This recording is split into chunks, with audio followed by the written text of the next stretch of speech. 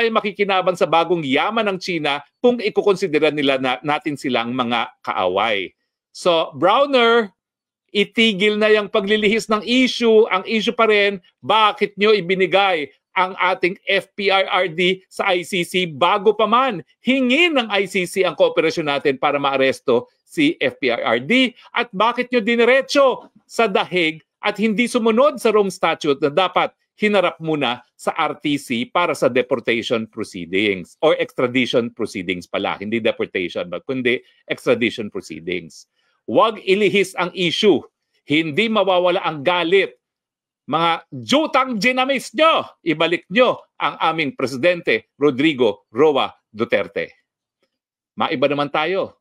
Abay, ang Hungary, isang miyembro ng European Union, isang European country, ay nag-anunsyo na, bibitiw na sila sa ICC. Alam niyo po, significant ito dahil ang ICC, ang nagbuo talaga niyan, mga European